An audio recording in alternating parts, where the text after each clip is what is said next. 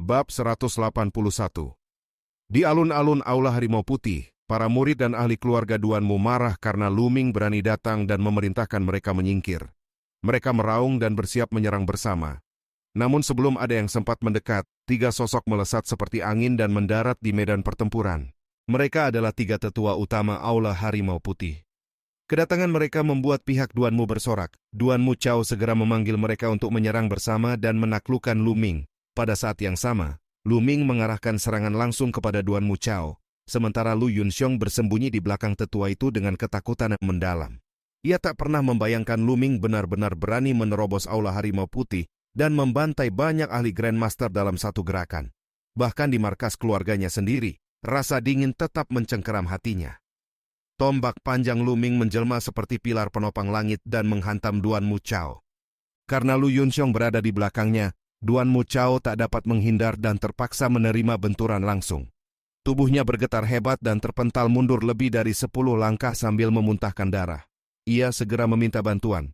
Tiga tetua utama yang baru tiba langsung melancarkan serangan mematikan dari tiga arah. Sementara Duan Mu Chao kembali maju. 4 ahli tingkat 9 kini mengepung Lu Ming. Lu Ming mengaum panjang. Aura liarnya meledak saat ia bertarung 1 lawan 4 melawan 4 Grandmaster tingkat 9. Energi pertempuran menyebar liar ke segala arah, mengguncang seluruh alun-alun. Namun meski dikepung 4 ahli puncak, Lu Ming sama sekali tidak terdesak. Pertarungan dahsyat itu membuat semua yang menyaksikan ternganga. Tak seorang pun menyangka murid perunggu mampu melawan 4 tetua utama sekaligus. Berita tentang penyerbuan Lu Ming ke Aula Harimau Putih menyebar cepat ke seluruh sekte pedang mistik dan mengguncang setiap aula. Di Aula Burung Merah, di asrama Lu Ming, Pang Xi, Mulan, dan Feng Wu duduk dalam suasana muram. Mereka masih tenggelam dalam duka atas kabar kematian Lu Ming. Pang Xi menyalahkan diri karena tak ikut dalam pengejaran suku Dongi. Feng Wu dan Mulan pun sama terpukulnya, merasa harapan besar yang pernah mereka titipkan pada Lu Ming telah padam. Mereka juga memikirkan ibu Lu Ming yang kini kehilangan satu-satunya sandaran hidup. Mereka bahkan berencana pergi ke keluarga Lu untuk menemani sang ibu. Tiba-tiba pintu halaman didorong keras dan 2 murid seangkatan Lu Ming berlari masuk dengan napas tersengal. Mereka membawa kabar mengejutkan bahwa Lu Ming telah kembali. Reaksi Pang Xi, Mulan, dan Feng Wu meledak serempak. Harapan dan keterkejutan bercampur menjadi gelombang emosi yang tak tertahan. Mereka memastikan bahwa yang kembali benar-benar Lu Ming yang menduduki peringkat pertama daftar perunggu. Namun kabar berikutnya membuat wajah mereka seketika pucat. Lu Ming sedang menuju Aula Harimau Putih sambil mengejar Duan Mu Chao dan seorang bernama Lu Yunxiong. Ia bahkan bersumpah akan membunuh Lu Yunxiong. Dari potongan informasi itu, Mulan segera menebak bahwa sesuatu pasti terjadi pada keluarga Lu. Ia mengenal keadaan kota dan keluarga tersebut dengan baik. Kemungkinan besar Lu Yunxiong memanfaatkan kabar kematian Lu Ming untuk bertindak terhadap keluarga Lu, sehingga memicu amarah Lu Ming. Kesimpulan itu membuat Mulan diliputi kecemasan besar. Ia memahami watak Lu Ming yang takkan ragu membunuh. Namun menyerbu Aula Harimau Putih berarti menantang markas keluarga Duan Mu, tindakan yang hampir pasti berujung maut. Tanpa menunda, Mulan memutuskan meminta bantuan kakeknya untuk menyelamatkan Lu Ming. Ia langsung melesat pergi. Pang Xi, Feng Wu, dan yang lain pun segera bergegas menuju Aula Harimau Putih, sadar bahwa peristiwa besar yang menentukan nasib banyak orang sedang berlangsung di sana. Bab 182. Berita tentang penyerbuan Lu Ming ke Aula Harimau Putih mengguncang seluruh sekte pedang mistik. Bukan hanya Mulan dan rekan-rekannya, tetapi murid serta tetua dari keempat aula berbondong menuju Aula Harimau Putih untuk menyaksikan peristiwa yang belum pernah terjadi itu. Di alun-alun Aula Harimau Putih, Lu Ming telah bertukar puluhan jurus dengan 4 tetua utama. Auranya mengerikan dan terus meningkat. Semakin lama bertarung, semakin ia menguasai kekuatan jiwa binatang buas yang menyatu dalam tubuhnya. Dalam satu hentakan tombak, salah satu tetua utama terpental sambil memuntahkan darah. Lu Ming mengaum bahwa siapapun yang menghalangi akan mati, lalu menembakkan beberapa cahaya tombak yang tampak mampu menembus ruang. 3 tetua lainnya pun terpukul mundur sambil batuk darah. Setelah menyingkirkan mereka, Lu Ming melangkah lurus menuju Lu Yunxiong yang menjadi targetnya sejak awal. Lu Yunxiong ketakutan dan berlari mundur panik. 4 tetua segera menyerbu lagi demi melindungi mertua tuan muda mereka. Serangan ganas menghantam punggung Lu Ming. Mata Lu Ming berkilat tajam. Ia berbalik dan melancarkan tusukan kilat. Dalam sekejap, tombak menembus perut Duan Mu Chao. Teriakan ngeri terdengar. Lu Ming tak memberi ampun. Dengan ledakan ki esensial, tubuh Duan Mu Chao tercabik menjadi potongan-potongan, darah dan organ berserakan di alun-alun. Cahaya tombak berikutnya bertabrakan dengan 3 tetua lain hingga semuanya terpental. Lu Ming mundur ke arah yang sama dengan pelarian Lu Yunxiong, terus mengejar mangsanya. Lu Yunxiong menjerit ketakutan, menyaksikan tetua pelindungnya mati seketika. Saat itulah raungan dahsyat mengguncang langit. Seorang lelaki tua berjubah perak melesat turun dengan niat membunuh tajam. Ia adalah tetua berjubah perak keluarga Duan Mu, seorang Grandmaster sejati yang kekuatannya melampaui semua yang hadir. Bahkan sebelum tiba, tekanan mengerikan sudah menindih Lu Ming. Telapak tangan raksasa menghantam dari udara. Tekanan seperti gunung membuat Lu Ming nyaris tak bergerak. Ia menyadari perbedaan mutlak antara Grandmaster dan Grandmaster tingkat 9. Dengan tekad tak tergoyahkan, ia mengerahkan seluruh kekuatan jiwa binatang buas, membentuk perisai kuno di depannya, lalu menusukkan tombak berkali-kali hingga ratusan cahaya tombak melesat. Telapak tangan itu tetap menembus semua cahaya tombak seperti menghancurkan kembang api di udara. Perisai kuno bergetar keras lalu pecah, tetapi berhasil meredam sebagian besar kekuatan. Sisa tekanan tetap menghantam Lu Ming. Ia menahan dengan tombak, tubuhnya terdorong ratusan meter, dan darah menyembur dari mulutnya. Tanah di bawah kakinya terbelah menjadi parit panjang, namun ia tetap berdiri. Seluruh alun-alun tersentak ngeri. Tak ada yang percaya seorang murid perunggu mampu menahan satu telapak Grandmaster dan tetap hidup.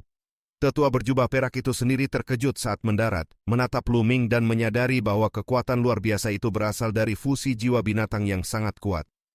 Lu Ming tetap memandang lurus dan menyatakan bahwa ia hanya menginginkan Lu Yunxiong. Ia akan membunuhnya hari itu juga. Keberanian itu membuat semua orang terpaku. Tetua berjubah perak tertawa dingin dan memerintahkan Lu Ming berlutut, menghancurkan kultivasi, dan menunggu hukuman. Ia berdiri di antara Lu Ming dan Lu Yunxiong seperti gunung tak tergoyahkan, memancarkan tekanan besar. Di bawah tekanan itu, mata Lu Ming justru dipenuhi kegilaan dan tekad. Ia menyadari bahwa tak ada jalan mundur. Bahkan jika melarikan diri, keluarga Duan Mu tak akan membiarkannya hidup. Satu-satunya jalan adalah bertarung sampai akhir. Ia memutuskan menggunakan kekuatan terakhir yang belum pernah ia lepaskan sepenuhnya, fusi dengan setengah jiwa Raja Iblis. Energi jiwa itu begitu dahsyat hingga berisiko menghancurkan tubuhnya sendiri, bahkan dengan garis keturunan pemakan roh tingkat 6. Tetua berjubah perak kembali melancarkan telapak yang lebih kuat dari sebelumnya.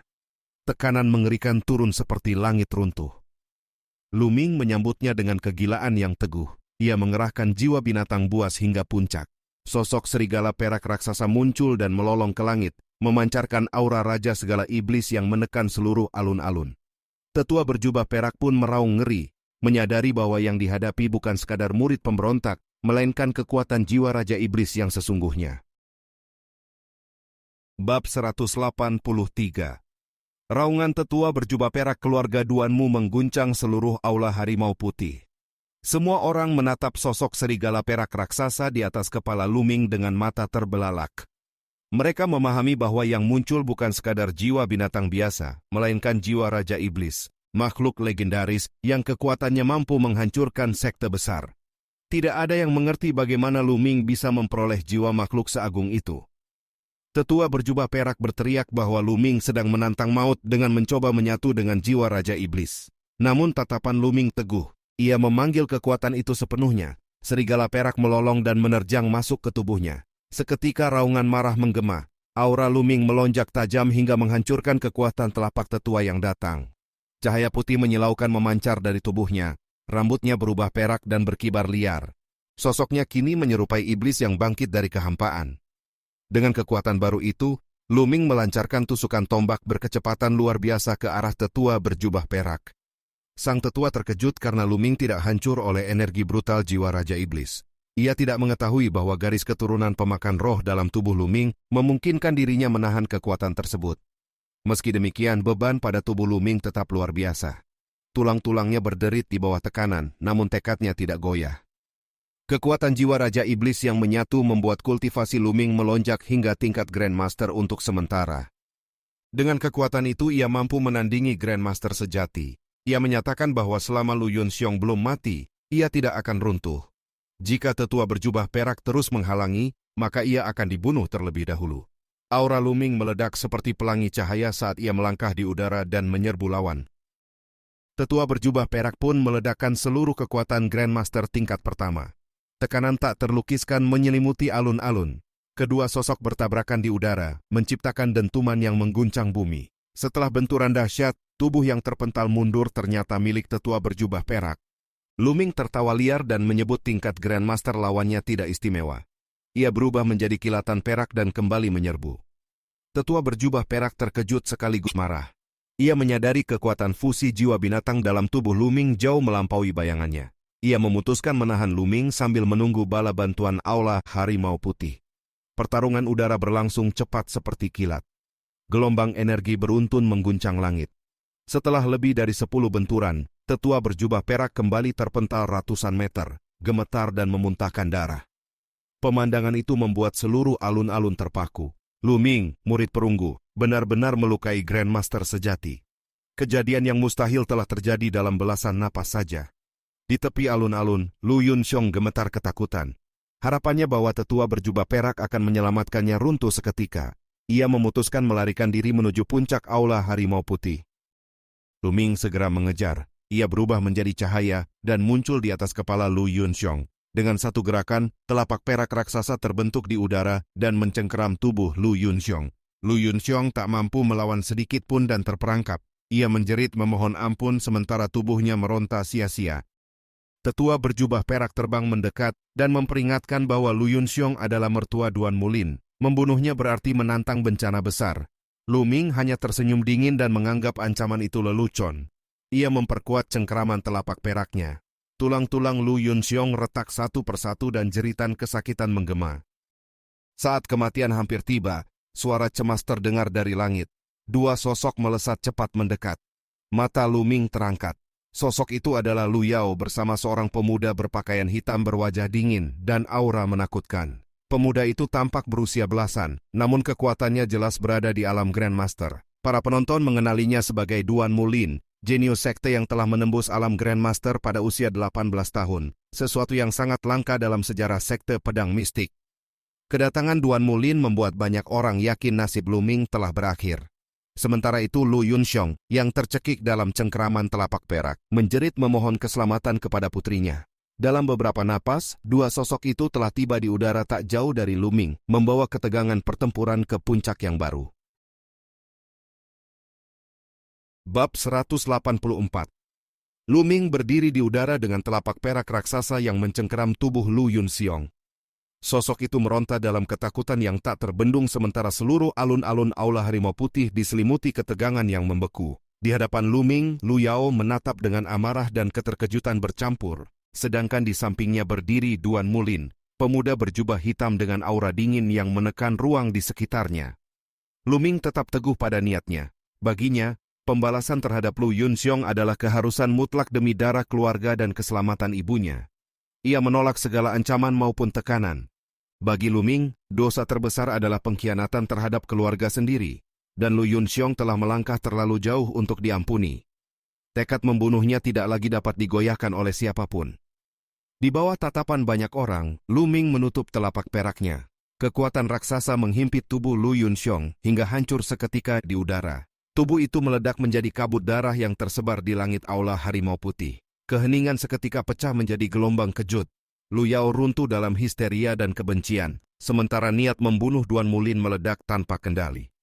Duan Mulin segera bertindak. Ia mendorong Lu Yao turun ke tanah lalu melesat ke udara menghadapi Luming. Kedua jenius muda itu saling mengunci niat tempur. Satu dikenal sebagai puncak generasi sekte pedang mistik, yang lain sebagai pendatang baru yang menentang takdir demi keluarga. Pertemuan mereka menarik seluruh perhatian aula harimau putih. Benturan pertama mengguncang langit. Cahaya perak dan cahaya hitam meledak dari tabrakan mereka, menciptakan gelombang energi yang menyapu awan. Keduanya terpental ratusan meter namun segera kembali menyerbu. Pertarungan berlangsung dengan kecepatan kilat, gerakan demi gerakan mengoyak udara. Dalam sekejap, belasan benturan dahsyat tercipta di langit sekte.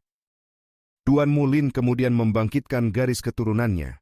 Seekor macan petir hitam bertanduk muncul di belakangnya, diselimuti kilat yang memancar seperti naga banjir purba. Aura garis keturunan tingkat tinggi itu langsung menaikkan tekanan ruang. Dengan kekuatan penuh, Duan Mulin menebaskan pedangnya. Cahaya pedang tak berujung berkumpul menjadi matahari raksasa yang menggantung di langit, memancarkan cahaya tajam dan panas yang mampu membelah segalanya. Lu-Ming tidak mundur. Ia mengerahkan kekuatan jiwa Raja Iblis Serigala Perak hingga batas tertinggi. Raungan serigala menggema dari dalam dirinya. Di langit serigala perak sebesar gunung muncul dan melolong ke kehampaan. Dari mulutnya terbentuk bulan purnama bercahaya perak pekat, memancarkan tekanan dingin yang menghancurkan. Matahari dan bulan kemudian meluncur saling bertabrakan di langit aula harimau putih. Langit seolah pecah.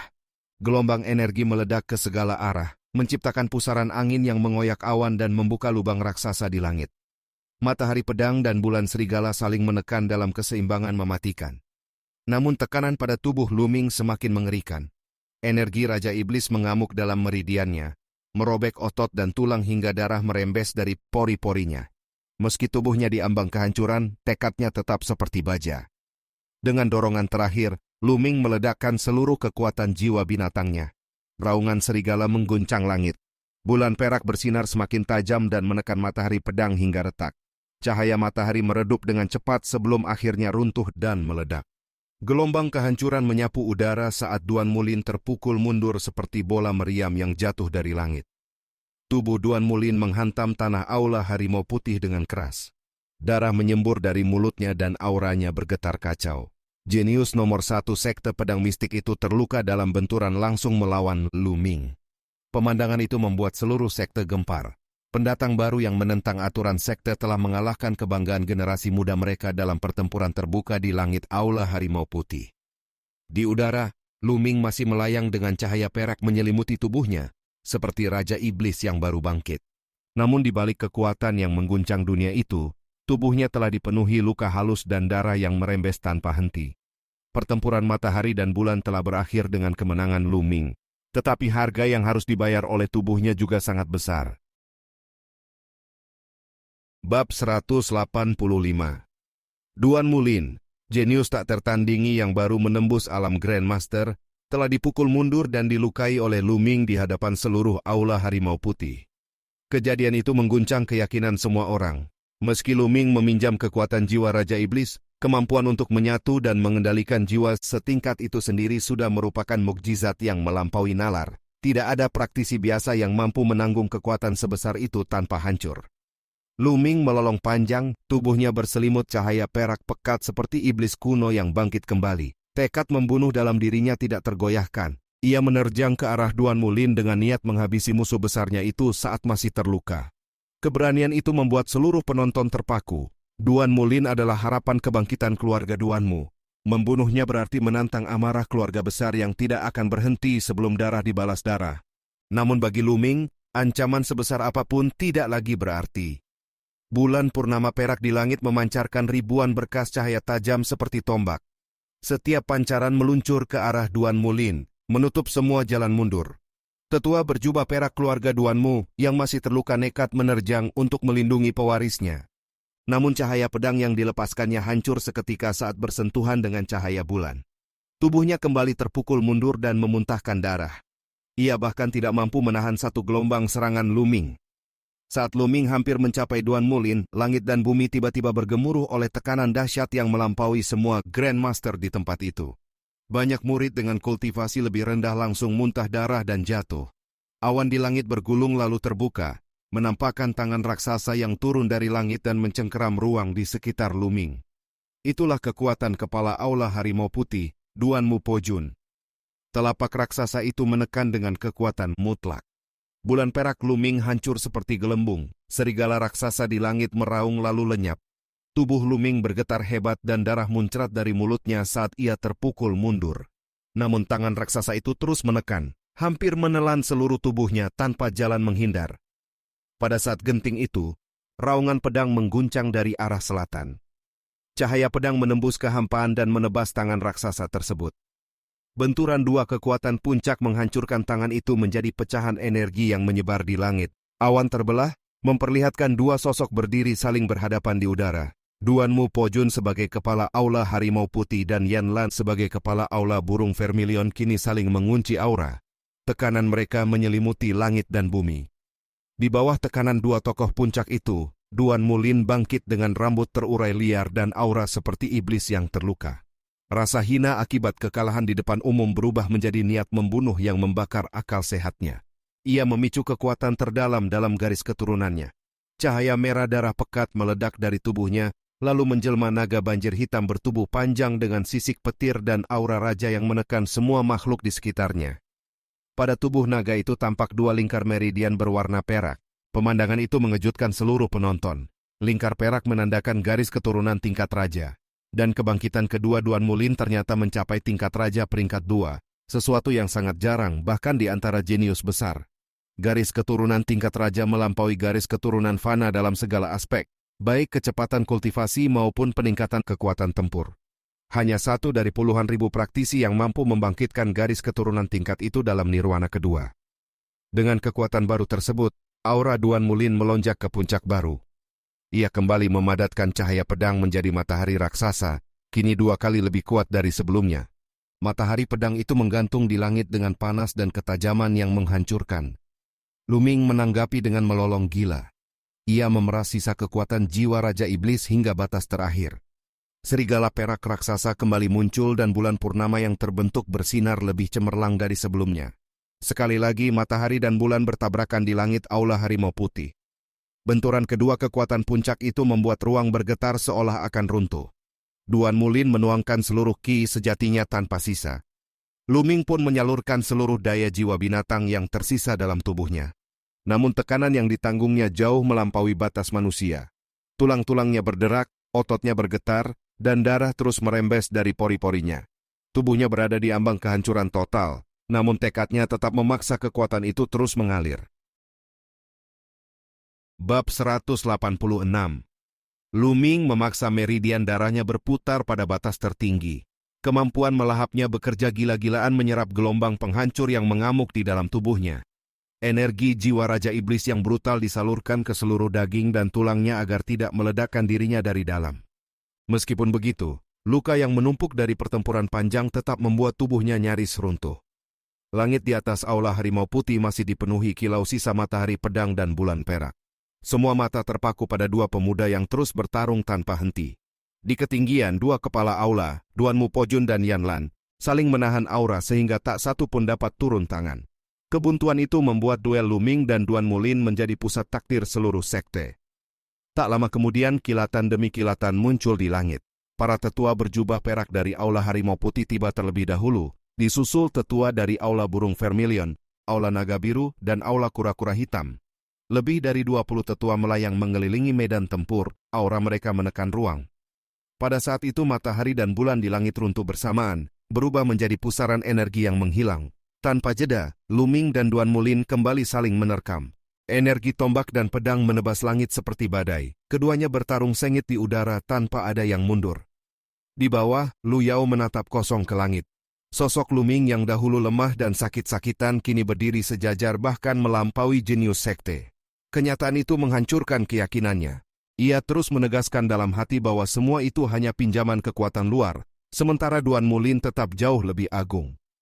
Pada saat yang sama, Mulan, Feng Wu, Pang Shi, dan banyak murid lain bergegas tiba.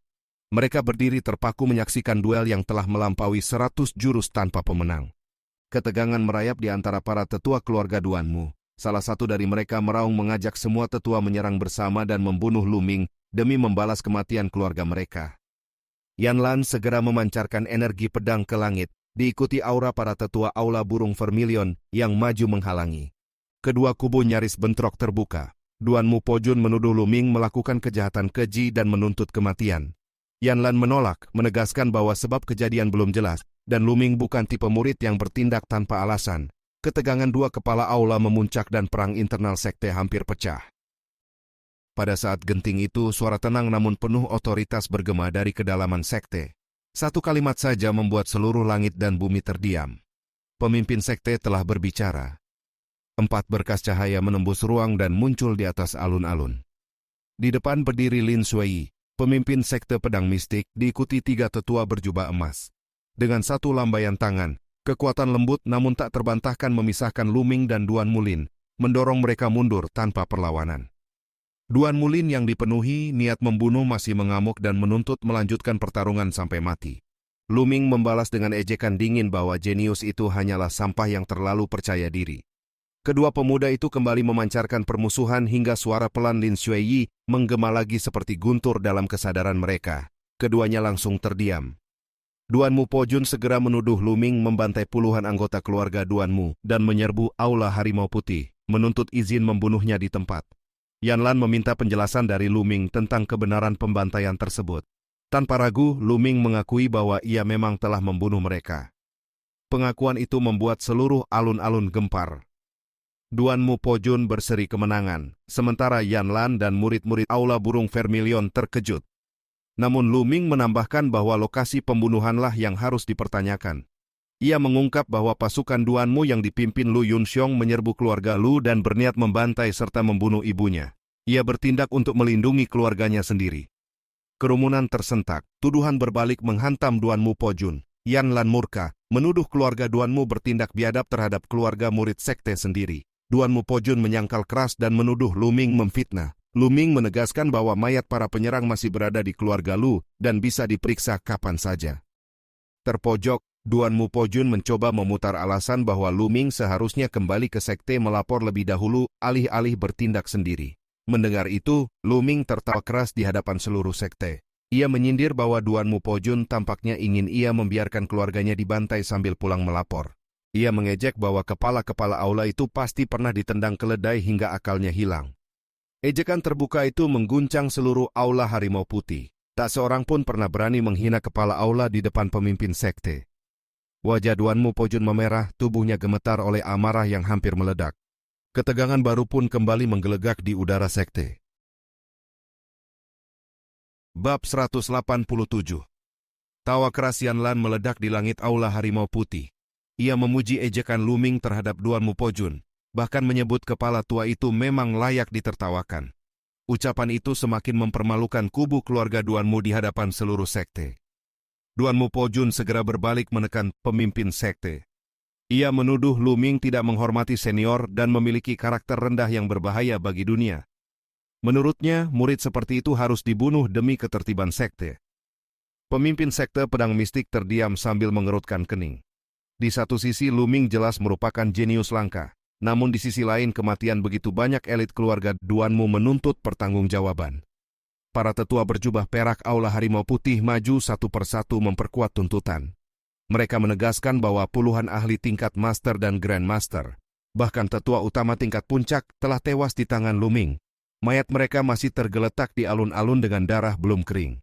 Tekanan opini publik mulai condong ke arah hukuman berat. Yan Lan merasakan kesulitan membela. Pembantaian pasukan penyerbu keluarga Lu dapat dibenarkan sebagai pembelaan diri. Namun kematian lebih dari 10 grandmaster sekte di Aula Harimau Putih sulit dijelaskan. Luming menjelaskan dengan dingin bahwa mereka mati karena menghalanginya membunuh pelaku utama dan tetap menyerang meski telah diperingatkan. Alasan itu tidak sepenuhnya meredakan ketegangan. Duan Mu Po-jun menertawakan logika tersebut dan menyindir bahwa jika pemimpin sekte sendiri menghalangi, maka Luming juga akan membunuhnya. Luming terdiam karena tidak dapat menyangkal kemungkinan itu. Celah itu langsung dimanfaatkan kubu Duan Mu untuk menekan. Yan Lan tetap berdiri di pihak Luming. Ia menegaskan bahwa tindakan Luming didorong keputusasaan melindungi keluarga dan masih dapat dimaklumi. Duan Mu Po-jun menuduh Yan Lan keras kepala melindungi muridnya. Kedua kepala aula akhirnya meledakkan aura dan hampir bertempur di udara, membuat langit bergetar. Pada saat itu suara tua menggema dan cahaya emas muncul. Seorang lelaki tua berambut putih berjubah emas turun dengan tongkat. Kehadirannya segera dikenali sebagai Duan Mu Changhai, patriark lama keluarga Duan Mu sekaligus mantan kepala Aula Harimau Putih yang kini tetua berjubah emas tertinggi. Kultivasinya terkenal melampaui tetua emas biasa dan dikabarkan mendekati alam raja tertinggi. Kedatangan Duan Mu Changhai membuat situasi berubah drastis. Ia menyatakan bahwa keluarga Duan Mu memang bersalah lebih dahulu, namun Luming juga terlalu kejam karena membantai semua orang lalu membunuh belasan grandmaster sekte di aula. Menurutnya Luming dapat diampuni dari kematian tetapi harus diusir dari sekte. Yan Lan langsung menolak keras. Ia memahami bahwa pengusiran sama saja dengan menjatuhkan Luming ke tangan pemburu keluarga Duan Mu di luar perlindungan sekte. Pemimpin sekte sendiri masih condong mempertahankan Luming karena bakatnya luar biasa. Namun Duan Mu Changhai mengeluarkan tekanan baru. Ia menyatakan bahwa penyatuan paksa Luming dengan jiwa Raja Iblis telah merusak fondasinya, sehingga ia bukan lagi jenius melainkan orang cacat.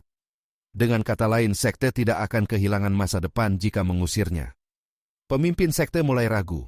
Di satu sisi kebenaran berpihak pada Luming, dan banyak murid muda akan kecewa bila ia dihukum berat. Di sisi lain, keluarga Duanmu merupakan pilar kekuatan sekte selama ribuan tahun. Melihat keraguan itu, Duanmu Changhai melontarkan ancaman terbuka bahwa jika Luming tidak diusir, maka seluruh keluarga Duanmu akan meninggalkan sekte pedang mistik. Ancaman itu mengguncang semua orang seperti petir. Kehilangan keluarga Duanmu berarti kehilangan hampir seluruh kekuatan Aula Harimau Putih dan pukulan besar bagi sekte. Yanlan, Mulan, Pangxi, dan banyak murid mengecam tindakan tercela itu, namun tekanan politik telah terbentuk. Pemimpin sekte akhirnya menarik napas panjang dan menatap Luming dengan sorot berat. Ia menyatakan bahwa meskipun ada alasan, pembunuhan puluhan anggota Aula Harimau Putih tetap merupakan kejahatan besar antar sesama murid sekte. Kata-kata itu menandakan arah keputusan mulai condong pada hukuman. Yanlan meraung menentang. Mulan dan Pangxi juga membela dengan keras, menegaskan bahwa membalas pembantaian keluarga sendiri bukanlah kejahatan. Pangxi bahkan menggugat logika bahwa jika demikian, maka keluarga Duanmu bebas membunuh keluarga murid lain tanpa balasan. Banyak murid diam-diam setuju. Duanmu Pojun memanfaatkan momen itu untuk menekan balik. Ia menuduh Mulan dan Pangxi berani menentang kehendak pemimpin sekte dan mengancam akan menghukum mereka juga. Tekanan berlapis dari keluarga Duanmu, tetua, dan politik sekte kini menindih Luming, sementara keputusan akhir pemimpin sekte semakin dekat. Bab 188. Luming menangkupkan tangan memberi hormat kepada Yanlan sebagai ungkapan terima kasih atas perlindungan yang telah diberikan. Ia lalu memandang Mulan dan rekan-rekannya dengan senyum tenang, menandakan bahwa ia telah memahami seluruh situasi tanpa perlu penjelasan lagi. Di dalam hatinya ia menyadari bahwa keputusan pemimpin sekte sudah pasti akan berujung pada pengusiran dirinya. Segala sesuatu di dunia kultivasi bergantung pada kekuatan, dan saat ini ia masih terlalu lemah untuk melawan pengaruh keluarga Duanmu yang telah berakar kuat dalam sekte. Ia merenungkan kenyataan pahit bahwa meskipun bakatnya luar biasa, masa depannya belum pasti, sedangkan Duanmu Lin telah diakui sebagai jenius besar dengan garis keturunan raja tingkat kedua dan prospek menjadi raja bela diri. Dalam pertimbangan kepentingan sekte, nilai dirinya jelas kalah dibanding keluarga Duanmu. Kesadaran itu justru meneguhkan tekadnya.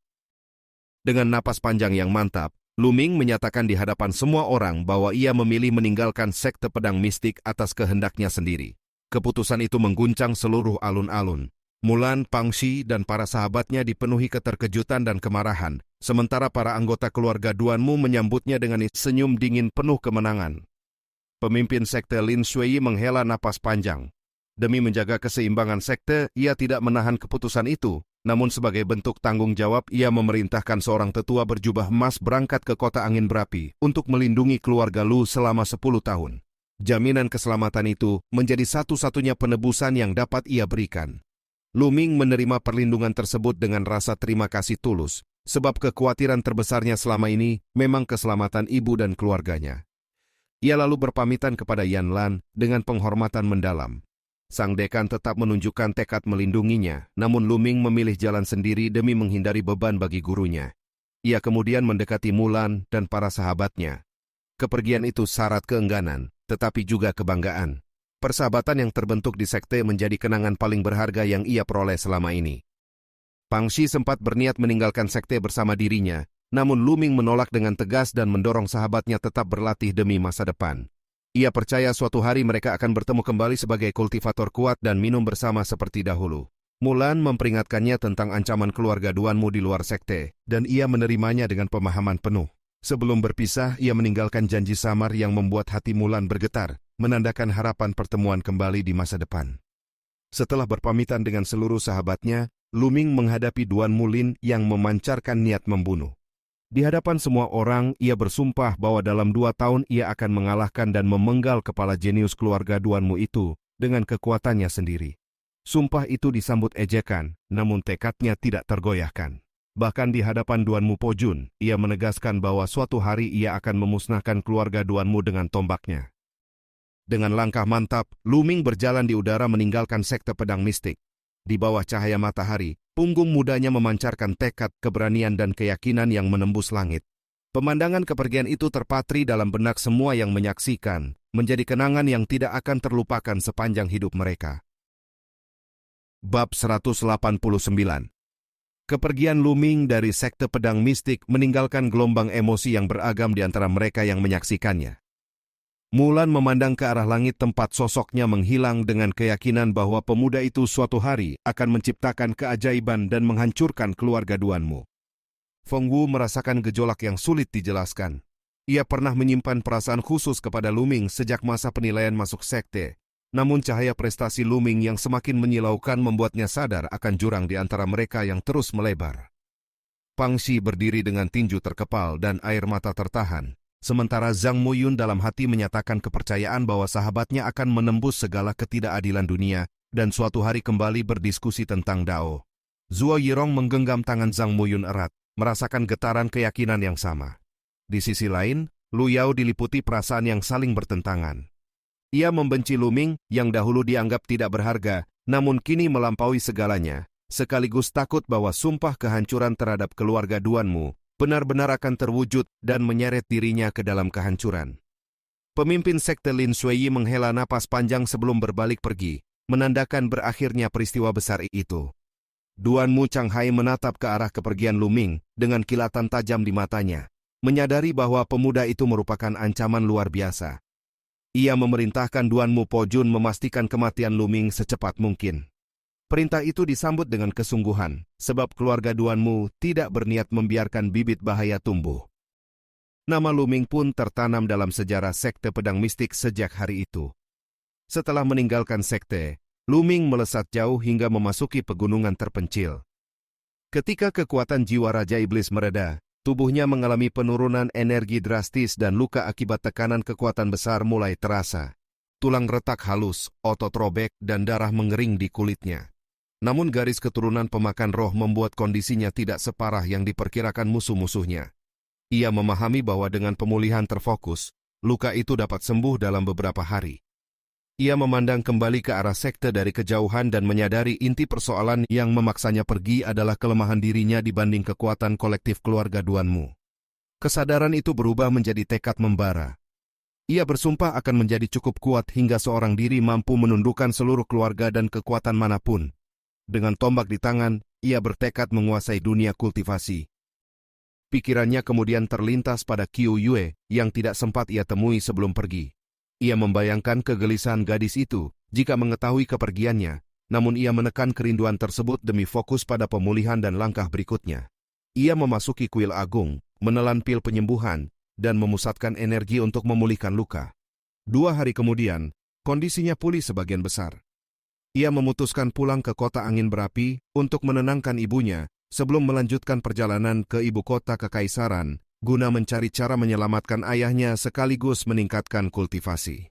Setelah membersihkan diri di sungai hutan dan mengenakan kembali jubah hitam serta topi bambu sebagai penyamaran, ia menempuh perjalanan berliku untuk menghindari pengintaian keluarga Duanmu. 7 hari kemudian ia tiba di kediaman keluarga Lu.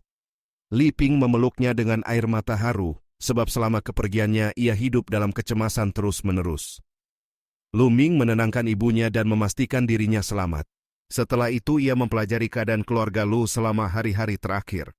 Cabang kedua hingga keenam yang sebelumnya berpihak pada Lu Yunxiong kini diliputi ketakutan setelah menyaksikan kehancuran pasukan yang dibawa pemberontak itu. Mereka menunggu kepulangan Lu Ming dengan kegelisahan akan hukuman yang mungkin dijatuhkan. 3 tetua inti yang setia pada keluarga utama datang memberi hormat. Lu Ming menyambut mereka dengan rasa hormat tulus, mengingat kesetiaan mereka pada saat keluarga berada di ambang kehancuran. Ketiganya memandangnya dengan kebanggaan, melihat kebangkitan masa depan keluarga Lu dalam sosok pemuda itu. Ia mengajak mereka duduk dan berbincang panjang mengenai keadaan klan serta detail kejadian penyerbuan Lu Yunxiong. Setelah waktu berlalu, ia memerintahkan agar para kepala cabang yang menunggu di luar dipanggil masuk. 5 pria parubaya, pemimpin cabang kedua hingga ke-6, memasuki aula dengan wajah pucat dan segera berlutut memberi hormat di hadapan tuan muda yang kini memegang nasib mereka. Suasana menjadi tegang, menandai awal pengadilan internal yang akan menentukan masa depan seluruh cabang keluarga Lu.